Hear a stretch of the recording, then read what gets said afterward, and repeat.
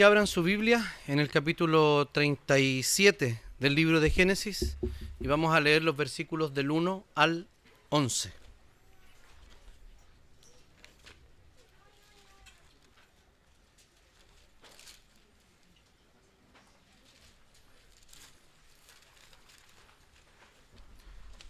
Y la palabra del Señor dice así: Jacob se estableció en la tierra de Canaán, donde su padre había residido como extranjero. Esta es la historia de Jacob y su familia. Cuando José tenía 17 años, apacentaba el rebaño junto a sus hermanos, los hijos de Bilhá y de Zilpá, que eran concubinas de su padre. El joven José solía informar a su padre de la mala fama que tenían estos hermanos suyos. Israel amaba a José más que a sus otros hijos, porque lo había tenido en su vejez. Por eso mandó que le confeccionaran una túnica especial de mangas largas. Viendo sus hermanos que su padre amaba más a José que a ellos, comenzaron a odiarlo y ni siquiera lo saludaban. Cierto día, José tuvo un sueño. Cuando se lo contó a sus hermanos, estos le tuvieron más odio todavía. Pues les dijo: préstenme atención, que les voy a contar lo que he soñado. Resulta que estábamos todos nosotros en el campo atando gavillas. De pronto mi gavilla se levantó y quedó erguida, mientras que las de ustedes se juntaron alrededor de la mía y le hicieron reverencias. Sus hermanos replicaron: ¿de veras crees que vas a reinar sobre nosotros y que nos vas a someter? Y lo odiaron aún más por los sueños que él les contaba. Después José tuvo otro sueño y se lo contó a sus hermanos y les dijo: tuve otro sueño en el que veía que el sol, la luna y 11 estrellas me hacían reverencias. Cuando se lo contó a su padre y a sus hermanos, su padre lo reprendió. ¿Qué quieres decirnos con este sueño que has tenido?, le preguntó. ¿Acaso tu madre, tus hermanos y yo vendremos a hacerte reverencias? Sus hermanos le tenían envidia, pero su padre meditaba en todo esto. Oremos al Señor. Señor, te damos infinitas gracias por esta tu palabra y te rogamos, Señor, que tú nos hables por medio de ella en esta mañana. Que seamos, Señor, transformados, restaurados, Señor, exhortados también. Oramos en el nombre y en los méritos de Jesús. Amén. Este es el cuarto sermón de esta serie, que lleva por título... ¿Alguien se acuerda del título de la serie? Así somos, ¿cierto? ¿Qué más dice el subtítulo? ¿Está ahí o no? ¿No? No se ve. Nuestras heridas y la gracia que nos transforma. Si es que acabo de dudar si era ese el subtítulo. Y la gracia que nos transforma. Que nos restaura. Vamos a ver acá hoy día una historia de una familia donde, muy parecida probablemente a la familia que estamos mirando como ilustración de nuestra serie, la familia Pearson. Y le voy a pedir a Marcelo que corra video.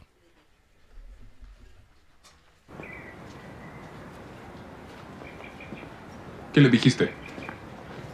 Disculpa. No te hagas el tonto. ¿Qué le dijiste a mamá para convencerla de que fuera a St. Louis? No tengo idea de qué Randall, ya hablas. basta. Hice lo que tenía que hacer para darle a nuestra madre la mejor oportunidad posible. No pudiste evitarlo, ¿eh? No podías evitar que ella estuviera de mi lado, Randall. Acabas de decir que no podía dejar que estuviera de... ¿Sabes qué? No haremos esto. No te vas a escapar. Ella tenía claro lo que quería, lo dejó claro. Randall, que el tiempo que le quedara quería Cuando ese pasarlo tiempo con su familia. inevitablemente llegue a su fin, Kevin, cada uno de ustedes lamentará no haber luchado un poco más.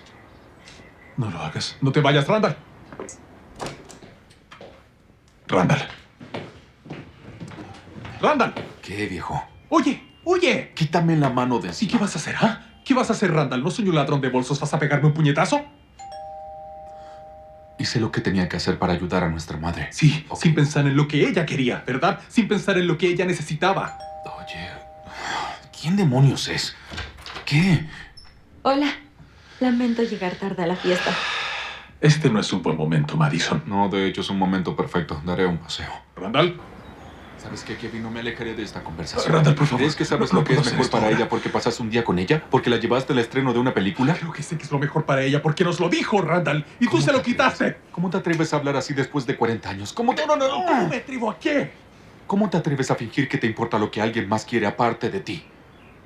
¿Quieres que mamá pase más tiempo con la familia porque tú quieres pasar más tiempo con ella? ¿Quieres que mamá decida contigo? Tú y tú. ¿Estás bromeando? Ahora se trata de mí. Ah, Esto no se trata de mí, se trata de ti. No se trata de mamá, se trata de que tú quieres salvar a mamá. no De tienes eso idea. se trata. No tienes idea de lo que estás hablando, Kevin. No tienes idea de lo que significa cuidar a las personas. Sí, exacto. Porque me fui, ¿verdad? Porque me fui, te quedaste y fuiste el Me mami. quedé y me ocupé de nuestra familia. Bueno, hiciste un buen trabajo cuidando a papá, ¿no? ¿Qué demonios significa eso? ¿Quieres hacer esto ahora? Por ¿Quieres favor, hacer esto ahora? soy Después de todo todos estos oídos. años, hagámoslo. Todo este cuento que sigues diciendo, este cuento de que cuidaste de la familia. ¿De dónde demonios vino todo eso? ¿Ah? Porque si yo hubiera estado ahí, Ujú. habría caminado a través del fuego y habría sacado a papá. Bueno, Kevin, nunca lo sabremos porque no estabas ahí. Y murió avergonzado de ti. Y creo que esa es la parte que más te enfada, ¿no? La vergüenza que sintió por ti y el orgullo que sintió por mí. Ni siquiera estás persiguiendo la sombra de papá, Kevin. Persigues la mía.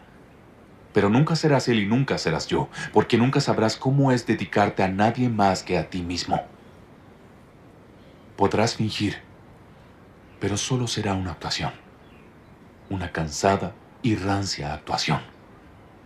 Como todas tus actuaciones.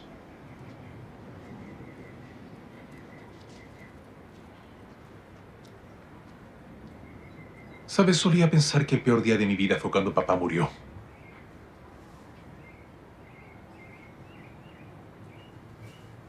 Pero fue el día en que te adoptaron. Juro por Dios, Randall, el peor día de mi vida fue el día en que te adoptaron.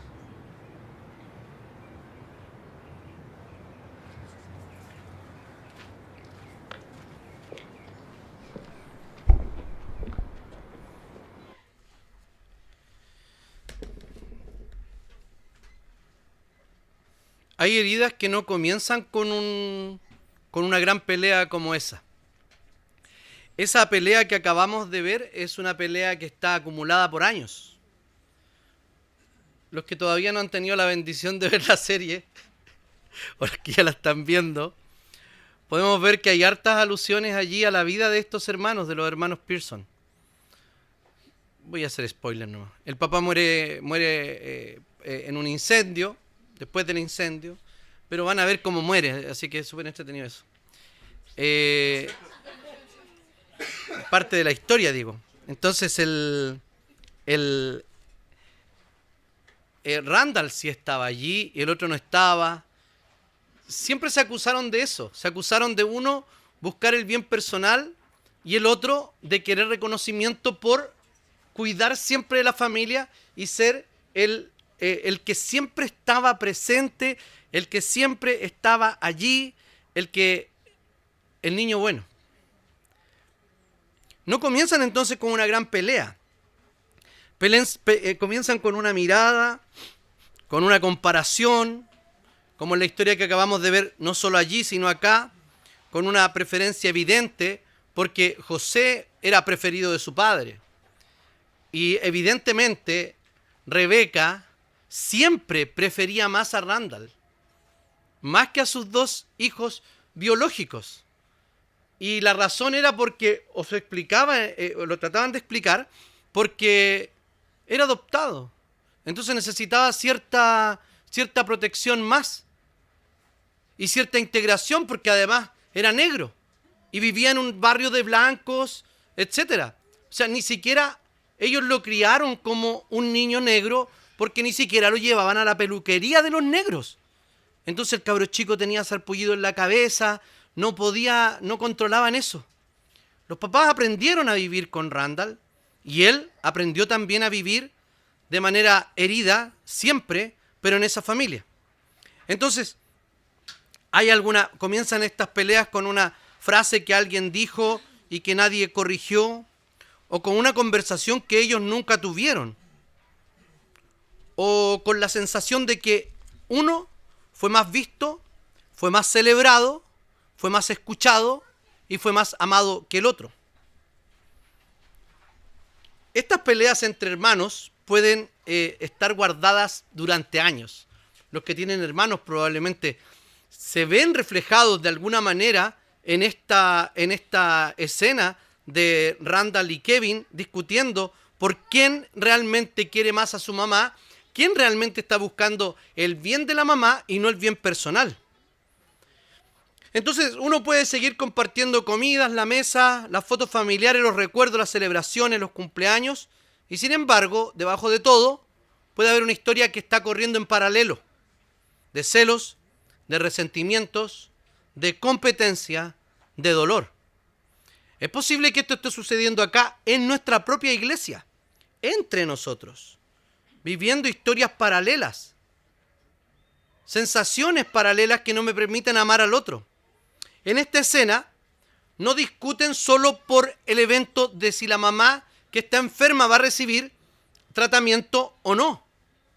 La discusión está revelando algo mucho más profundo, que son, ojo, años de lecturas equivocadas, de malas interpretaciones, de prejuicios, de ideas atesoradas en el corazón, de heridas antiguas, de rivalidad acumulada, de palabras que ellos nunca se dijeron bien como corresponde.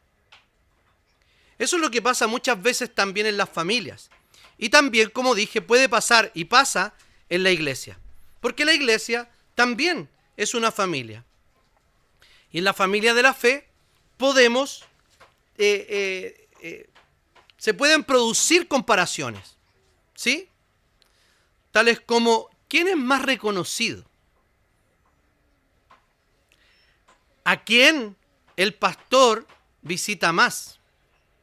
¿A quién los hermanos se acercan más? ¿Quién es el que más sirve? ¿Quién tiene más dones? ¿Quién recibe mayor atención? ¿Quién parece entonces más maduro? ¿Quién es más cercano al pastor y a los presbíteros? ¿Quién es más querido por la gente? ¿A quién siempre le dan más oportunidades? Por eso Génesis 37 es tan importante, no solo por la historia de José y de sus hermanos, sino porque es una historia de amor del papá por un hijo y cómo ese amor familiar puede enfermar a la familia cuando se mezcla con favoritismos, comparaciones, celos y resentimientos. Más adelante vamos a fijarnos, vamos a tener una segunda lectura en Efesios 4, 31 y 32, pero eso lo vamos a dejar para más adelante. Y ahí nos va a explicar el Evangelio cuál es el antídoto para esto. Lo que está detrás de esto es una guerra de palabras, porque nosotros creemos, Paul David Tripp dice lo siguiente, que subestimamos el peso de lo que nos decimos a diario. Hablar, dice, parece tan normal, tan ordinario. No obstante, solo hay unas cuantas cosas que son más importantes. Y debajo de la normalidad de ello, existe una gran lucha, una guerra de palabras que batallamos cada día. O sea, lo que decimos es importante. Lo que le decimos a la otra persona es importante. Las palabras son importantes. Las palabras denotan lo que hay en nuestro corazón. Entonces, muchas familias e iglesias viven en una especie de... ¿Han escuchado este término histórico de la Guerra Fría? Que había un conflicto entre el bloque occidental y oriental, comunistas y capitalistas, pero no había ninguna bala. Pero había un conflicto de espionaje, de tensiones, a punto de la guerra, conflictos con misiles, con aliados, etc. Se le llamó Guerra Fría. Pero muchas veces en las iglesias o en las familias se vive algo así como una paz fría. Como simplemente una ausencia de guerra. Un espacio de tregua, para usar otro término histórico, algo así como un pacto de no agresión. permitimos que el resentimiento crezca y crezca aquí, en el sótano del corazón. O echamos la basura debajo de la alfombra hasta que la estructura de la relación no aguanta más, no puede sostener más el peso de aquello y el conflicto se desata o se hace absolutamente evidente. Entonces hoy veremos cómo la comparación se convierte en veneno y cómo la iglesia es el taller de Dios donde estas historias son restauradas. Entonces, primero, el veneno de la comparación. Los primeros 4 versículos del Génesis nos ubican la familia de Jacob, ¿cierto? Sabemos que esta no es una familia simple. Es una familia más bien complicada, ¿o no? Una familia donde Isaac fue engañado por Rebeca y por Jacob, ¿cierto? ¿Para qué? ¿Para obtener qué cosa? La primogenitura. Entonces estaban ellos confabulados, se disfraza Jacob. Entonces, no es una familia de los trigos limpios. No es una familia ejemplar. De hecho, las familias de la Biblia no son familias ejemplares. Si nosotros vemos las familias de la Biblia, no son ejemplares. La familia de David, ¿cierto? La familia de los reyes, la mayoría de los reyes de Israel, no son familias ejemplares. No era una familia simple, era una familia marcada por rivalidades. La primera rivalidad, como dijimos, fue la que había entre Jacob y Esaú. ¿Y cómo él logró esta bendición? Había una familia que estaba dominada por engaños, por preferencias y por una lucha histórica entre hermanos. Jacob mismo había dividido su casa por amor. Por amar más a uno y amar al otro. Entonces, Isaac, en el caso anterior, amaba más a Esaú, que era a quien le correspondía la bendición de la primogenitura, pero Rebeca amaba más a Jacob. Y esta historia entonces parece repetirse. Aquí Jacob ama más a José que a todos sus demás hijos. Y no solo lo amaba en lo profundo del corazón, como algunos padres pueden amar más a uno que al otro, sino que lo hacía absolutamente evidente. No solo que se le notara o que se le saliera, sino que simplemente lo hacía. Todos los que tienen hermanos, ya tienen la túnica en la mente. ¿A quién le dieron la túnica? Siempre hay uno al que le dan la túnica, ¿o no? Parece que sí. Pero esa túnica es simbólica. Algunos hacen así. La túnica es simbólica, se le sale, el papá o la mamá no se da cuenta que puede tener algún tipo de favoritismo. Ok. Pero Jacob aquí lo hacía total y absolutamente evidente. En el caso de Esteban es claro. ¿Cierto? ¿No haría el favorito de tu mamá? Ya. Qué triste tu vida. Entonces, acá Jacob no solo lo amaba, sino que lo expresaba de una manera que despreciaba a los demás hijos, los hacía sentirse menos. La túnica entonces no era solo una ropa, la túnica era la manifestación del corazón de un padre que se inclinaba más por un hijo que por los otros. Entonces, cada vez que los hermanos veían a José, veían las zapatillas nuevas de cada mes que su papá le compraba. Y el resto heredaba las de José. Y cada vez que lo veían, recordaban que había una diferencia. No solo una diferencia de cómo se vestían, sino un lugar distinto en el corazón de su padre. Tenía un lugar especial, definitivamente. Ya había una comparación instalada en la casa. Y la Biblia no maquilla los sentimientos de los hermanos de José, sino que dice claramente que sus hermanos lo odiaban, que no le hablaban. Era el paria de la familia. Ahí vemos el poder destructor de la comparación. ¿Por qué?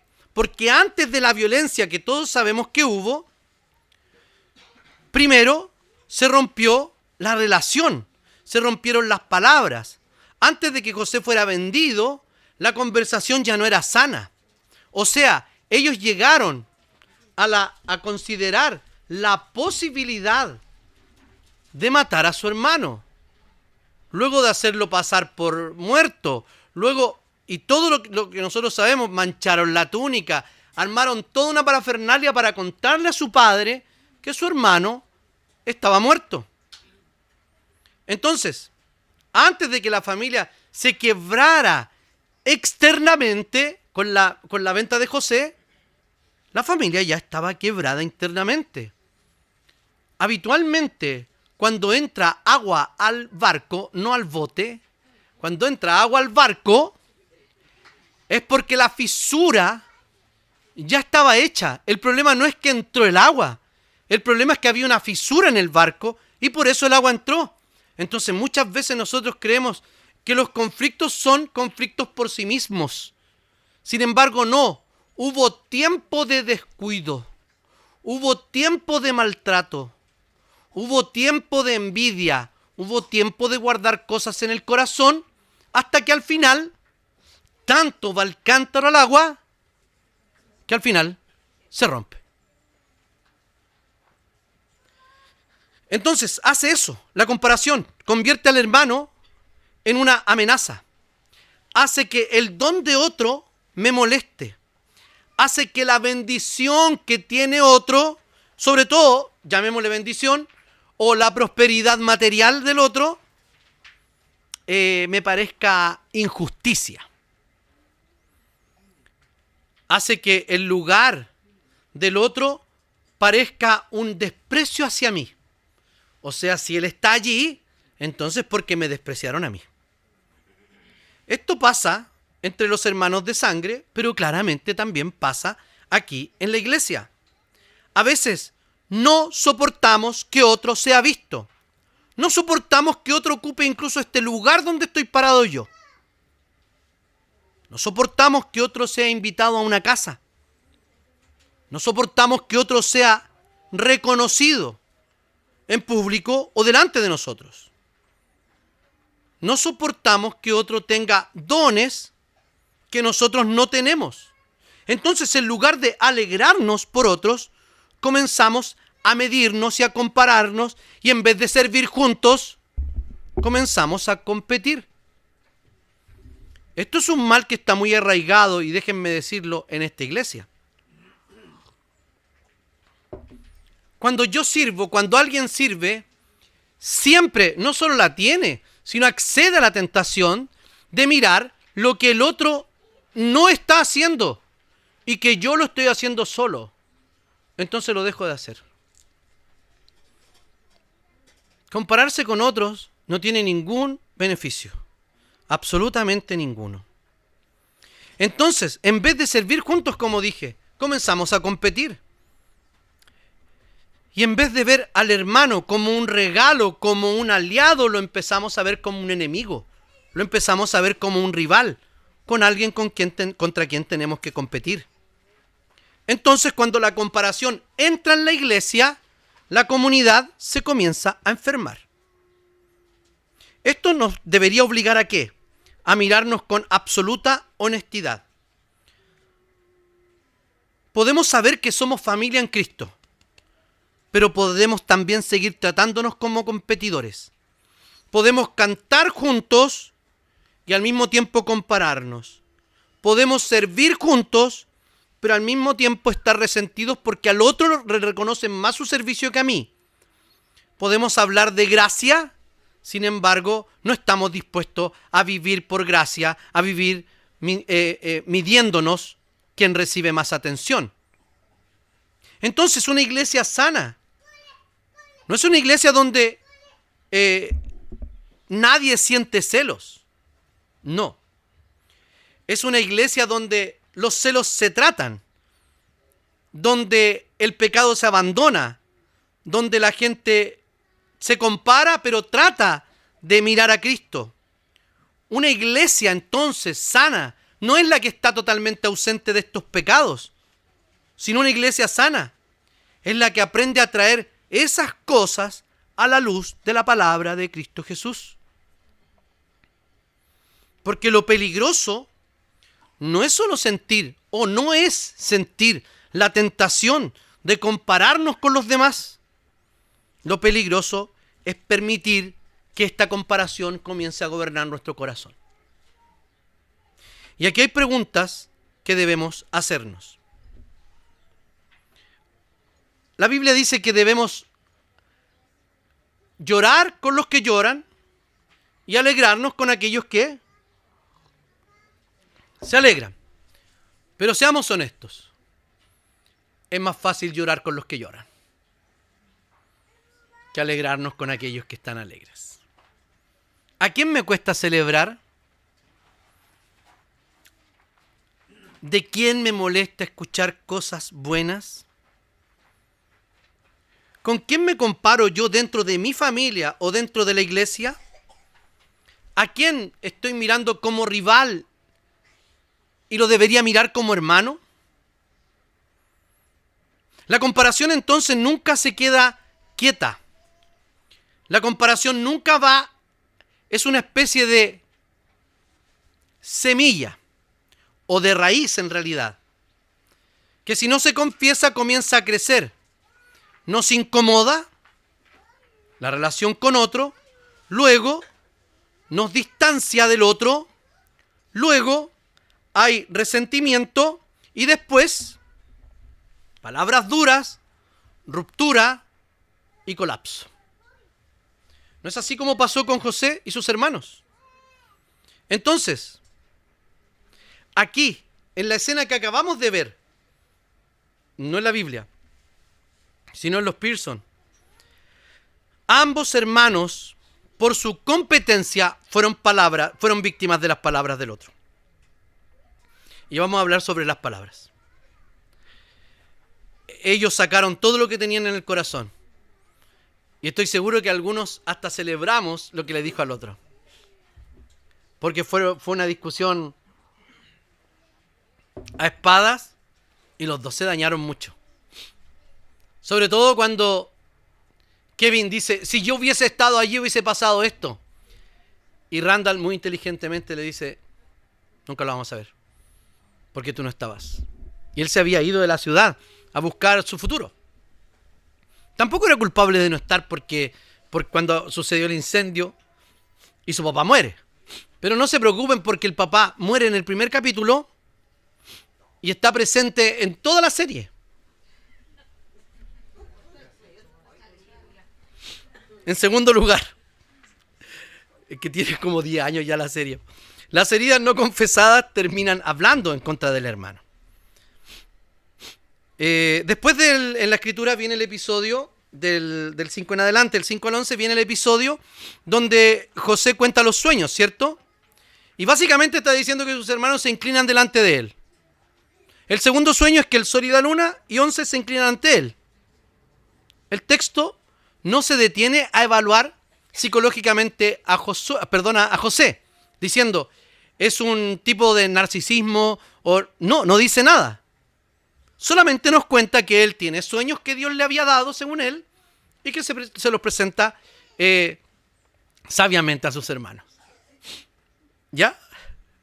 Se nos muestra, así nomás, pero sí nos muestra cómo los hermanos reciben, no solo los hermanos, sino cómo el padre incluso recibe estos sueños.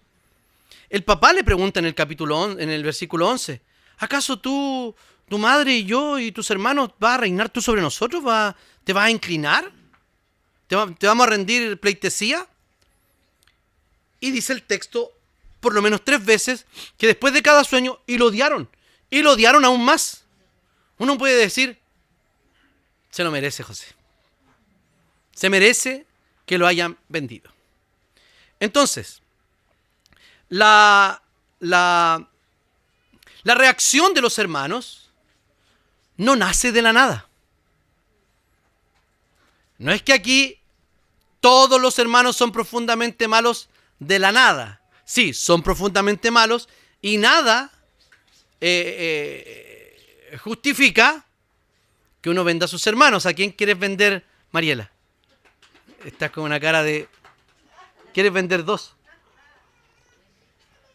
Nada justifica aquello.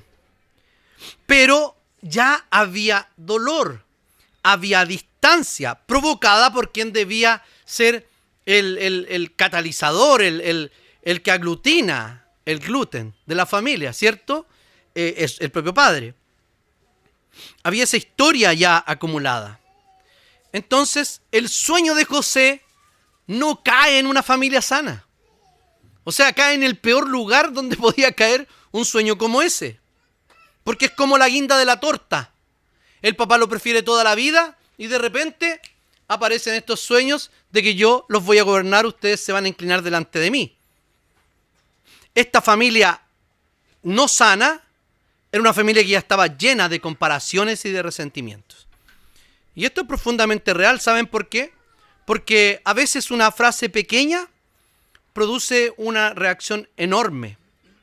Porque no está cayendo sobre un corazón limpio. Está cayendo sobre un corazón que está dañado por años, por heridas que no ha sacado y por cosas que no ha dicho. A veces alguien hace un simple comentario y a veces esa reacción parece desproporcionada, como diciendo, le dais color. Y eso es una profunda irresponsabilidad emocional. Cuando alguien se enoja por algo, uno no puede decirle cosas tales como, ya empezaste. De nuevo vas a hacer lo mismo. Bueno, no me importa lo que creas. Allá tú. Pero ya no le deis tanto color si no es para tanto. No podemos hacer eso. Es una tremenda irresponsabilidad emocional. Porque si vivimos con un otro, somos responsables emocionalmente del otro. Uno lo que debería hacer es preguntarse o preguntarle al otro, después de un momento cada uno conoce la gente con la que vive y con la gente con que convive, preguntarle por qué razón reaccionó de esa manera. Uno siempre tiende a decir, bueno, en realidad yo no quise decir eso, en realidad allá tú, en realidad... Pero eso no debería ser así. Está reaccionando no solo a una frase, sino que está reaccionando a una historia completa, a varias cosas que ha guardado. Entonces, como la gota que rebalsa el vaso. Porque este vaso le faltan muchas gotas. Pero cuando ya está llenito, basta una sola para que se desborde. Y muchas veces pasa así. Por eso que Efesios, que vamos a ver más adelante, nos dice en el 4:31, quítense de ustedes toda amargura, enojo, ira, gritería y maledicencia y toda malicia. Pablo acá, en Efesios, que acabo de leer, no trata la amargura como algo ofensivo o como algo privado. Porque uno cuando dice alguien que es amargado es como alguien que está como enrabiado consigo mismo, ¿no? Que se le nota la amargura en la cara.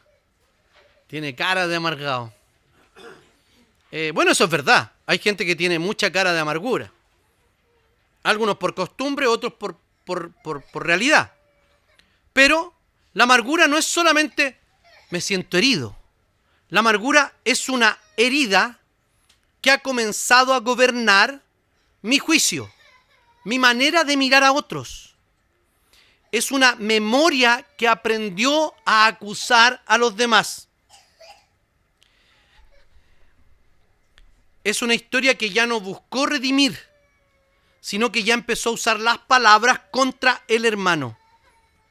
Es albergar un sentimiento que definitiva o al final de cuentas nos destruye. Después lo contrapone con otra cosa, la amargura, el enojo, la ira, pero eso lo vamos a ver más adelante. Pablo lo que está diciendo acá, en el 31 por lo menos, es que no hay cosas que se pueden seguir viviendo en la familia de Dios. No podemos seguir viviendo en la amargura, en la ira, en los gritos, en la maledicencia, en la malicia. No porque las heridas no importen. No porque las cosas que no nos hacen no importen. No porque si hemos sido ofendidos eso no importa. No, no es así. Sino porque las reacciones destruyen la comunión. Ojo que trato de mostrar todos las partes del dado en esta serie de relaciones interpersonales porque es muy complejo. Efesios 4, vamos a ir un poquitito allá.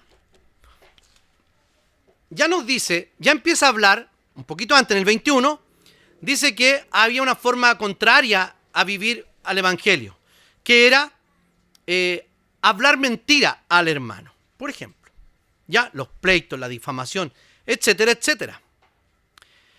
Esto, la idea del Evangelio, nos ayuda a mirar Génesis 37 con cierta profundidad.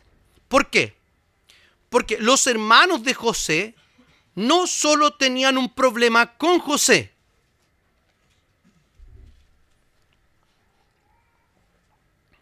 Los hermanos de José tenían un problema en el corazón.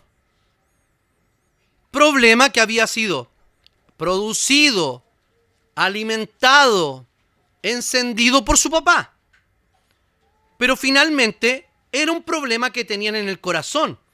Ya sea las palabras, ojo, aquí, sus silencios, su odio, su incapacidad de relacionarse pacíficamente con su hermano, revelaban algo que ya a todos los estaba gobernando de mayor o con mayor o con menor fuerza. Y esto también pasa con nosotros, queridos. Porque a veces creemos que el problema es simplemente lo que el otro hizo hacia nosotros. Y sí, eso es absolutamente real y no podemos bajarle el perfil ni la importancia. Porque es allí, es como, aquí sí funciona. ¿Y quién empezó? Sí, porque hay alguien que empezó.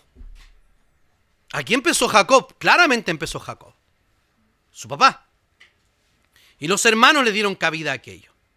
De hecho, deben haber, aquí, hubo favoritismos, hubo descuidos, hubo palabras injustas, pero el Evangelio de Jesucristo no nos deja o no nos permite quedarnos mirando solamente al otro.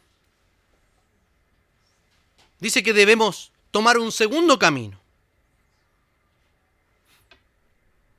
En Santiago 4, versículo 1, nos dice de dónde vienen todos los conflictos y nos va a dar la respuesta de por qué pasan las peleas entre nosotros. ¿De dónde vienen las guerras y las peleas entre ustedes? ¿Acaso no vienen de sus pasiones, las cuales luchan dentro de ustedes mismos? Entonces, las heridas no confesadas, no habladas, no se pueden quedar calladas, o más bien dicho, no se quedan mudas. De alguna manera hablan. Porque uno habla no solo con palabras. Hablan en sarcasmos, hablan en frialdad, hablan en distancia, hablan en chismes, hablan en comentarios espirituales que en realidad esconden resentimientos. Hablan con silencios y hablan en una incapacidad de alegrarnos por el bien del que tenemos al lado. Entonces, esta guerra, como la que vemos tanto en el Génesis 37 como en esta serie Así Somos, empieza cuando dejamos de hablar directamente con los hermanos. Paul David Tripp dice que las palabras producen efectos, como ya dijimos. Dice que hay palabras que edifican y dan vida, o derriban y destruyen. Las palabras no son neutrales. No porque creemos una realidad, como dice estas ideas metafísicas. No, porque con ellas no es que creemos una realidad. Las palabras están manifestando una realidad. Reflejamos o al Creador o reflejamos el pecado que hay en nuestro corazón. O sea, las palabras son una muestra, un fruto de lo que hay en nuestro corazón. Tal vez algunos de nosotros hemos sido José y hemos sufrido la comparación, porque no le salió bien la comparación de su papá, el rechazo o el maltrato. pero también algunos pudimos haber sido los hermanos. Y hemos permitido que la envidia, el resentimiento, el dolor, la malicia gobiernen la mirada que tenemos o el juicio que tenemos frente al otro. Y hay diferentes momentos en la vida que nosotros debemos traer claramente al Señor. No debemos responsabilizar a los demás por algo que nos hicieron. El Señor sabe exactamente lo que nos hicieron y el Señor es justo. Pero quiero decir algo acá. Muchas veces en las relaciones humanas, que son tan complejas, nunca tenemos que considerar la posibilidad de no perdonar. Pero no siempre es sano reconsiderar o considerar la posibilidad de restaurar esa relación. Porque el no restaurar una relación no significa que Dios no haya restaurado una vida. Porque el Señor puede restaurar vidas independientemente y las relaciones no se vuelven a restaurar. Hay matrimonios que simplemente ya no están juntos y el Señor ha restaurado independientemente de esa relación el corazón de cada uno de ellos. ¿Y se han perdonado? Probablemente sí. Pero ¿qué pasa? Muchas veces, o más bien dicho, menos veces, es posible que las relaciones no se vuelvan a reconstruir necesariamente como lo eran al principio. Aquí cuando vemos la historia de los hermanos dieron una muestra fehaciente del cambio del corazón, porque José los puso a prueba. Les puso en riesgo al hermano menor. Lo acusó de robo, a ver qué iban a hacer ellos. Y ellos realmente habían aprendido que había que cuidar al hermano. Y como dicen los italianos, los mafiosos italianos, que la familia es lo más importante, ¿cierto? Ellos lo entendieron. Habían vendido a su hermano. José llega a ser un alto dignatario de Egipto. Y ellos fueron capaces de entregarse por su hermano menor. En tercer lugar, la gracia de Cristo nos llama también a vivir como hermanos redimidos. Ahora vamos a ver brevemente el versículo 31 y 32 de Efesios.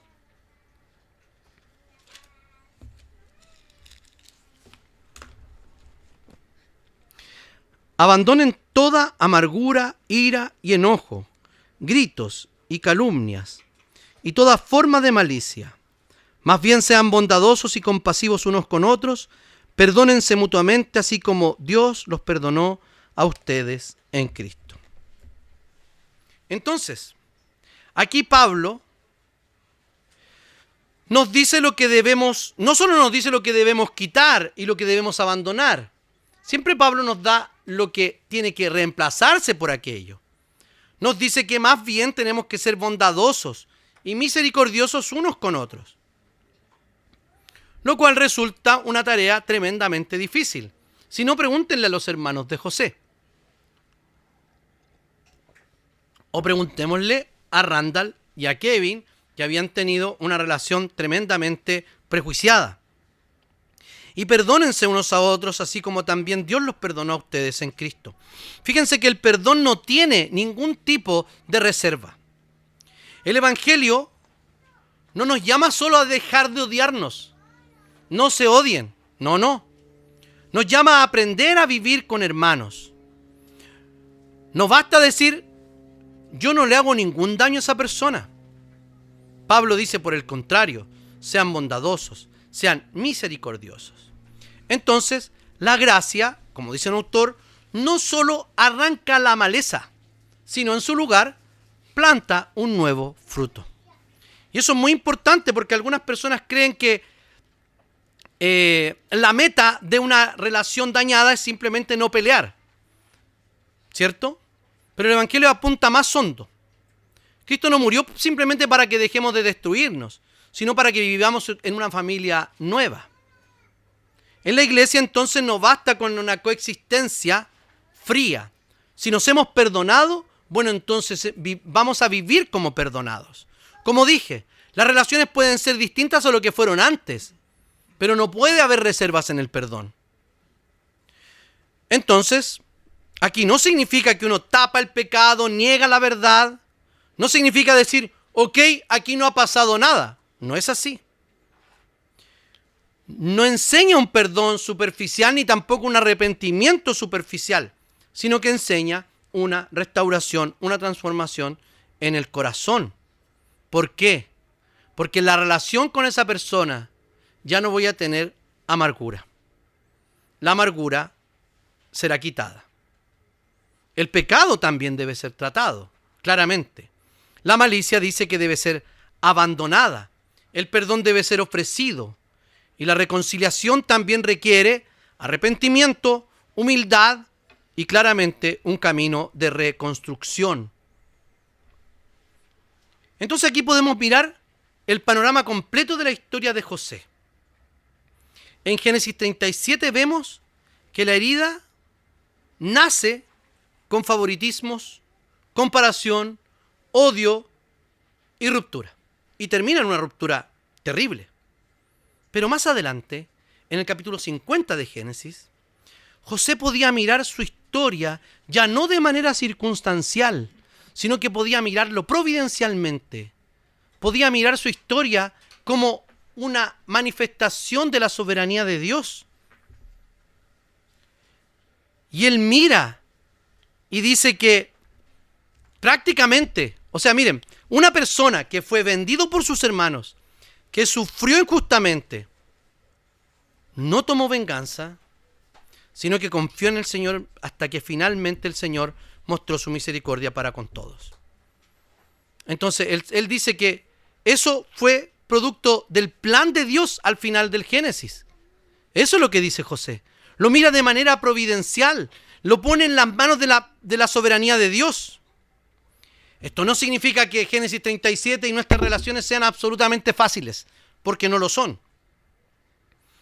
Tampoco significa que el dolor de José fue pequeño, total, al final todo se solucionó. No, fue un dolor profundo. Pero lo que sí significa es que la gracia de Dios puede escribir una historia más grande que la que nosotros podemos escribir. Si somos una familia redimida, entonces la comparación, el rivalismo, no puede ser parte de nuestra cultura. No podemos estar compitiendo nosotros por atención, por reconocimiento o por control. No podemos ser una iglesia donde las heridas se guardan hasta convertirse en resentimiento. Los más maduros deberían ser entonces los más pacientes. Los más fuertes deberían entonces ayudar a sobrellevar la carga de los otros, no a mirar desde lejos o desde adelante en el avance en el camino cristiano. Los más escuchados deberían también abrir espacios para otros, porque podrían liderar en cuanto a las relaciones sociales. Los que han recibido gracia, entonces deberíamos ser mucho más rápidos para extender la gracia de Dios también a otros.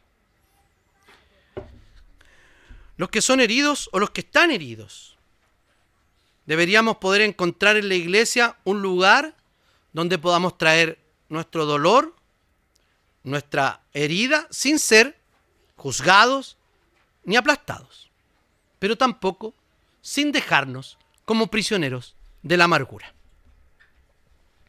Génesis 37 nos muestra a un hijo rechazado por sus hermanos. José no es Cristo, pero nos anuncia a Jesús.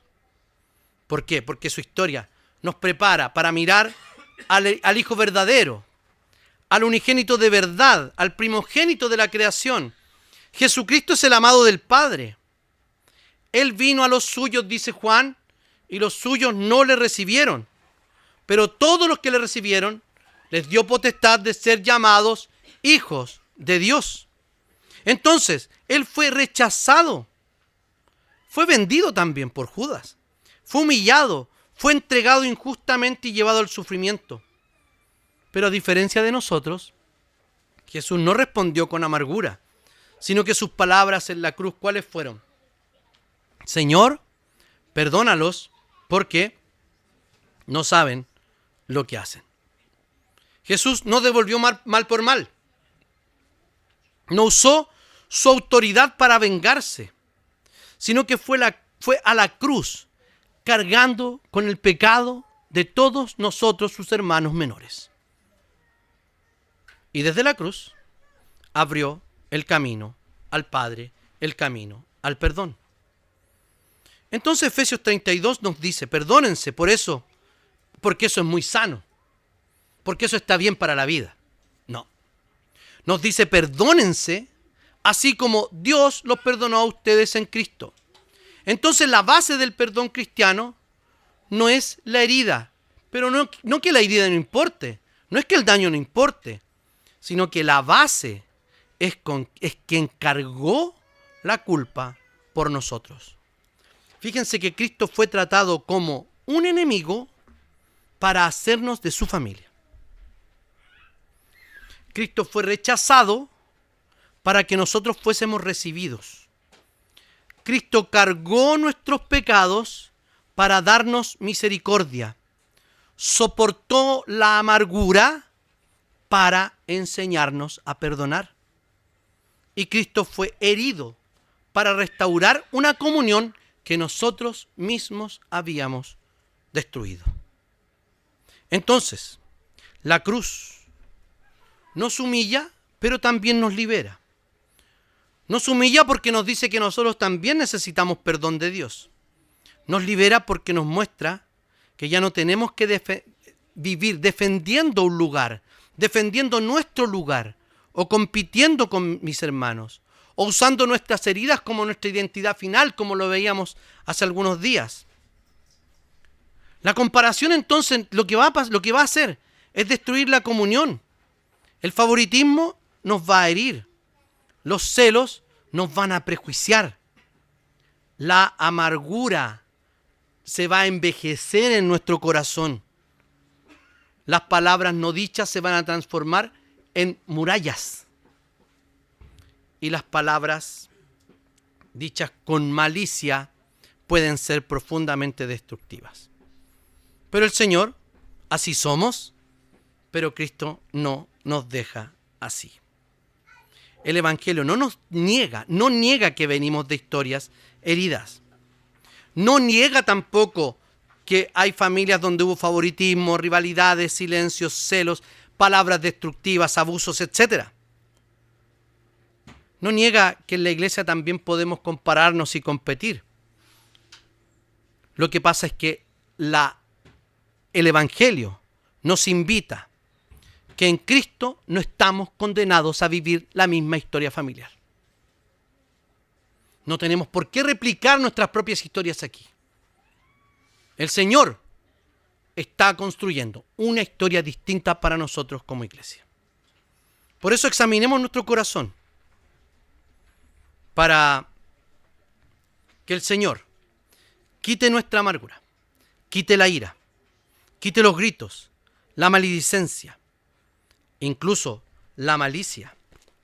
Y en su lugar nos ayude a ser bondadosos, compasivos unos con otros y perdonándonos, no porque somos buenas personas y podemos perdonar, sino porque Cristo nos ha perdonado primero a nosotros. Oremos al Señor. Señor, te damos infinitas gracias por tu palabra, porque podemos ver, Señor, que en familias imperfectas, en familias dolorosas, Señor, tú has traído restauración a las vidas de esas personas. Te damos gracias por ello, Señor. Te damos gracias porque podemos traer nuestra alegría, nuestro dolor, nuestros éxitos, nuestro cansancio, nuestros logros, nuestros fracasos delante de ti, Señor.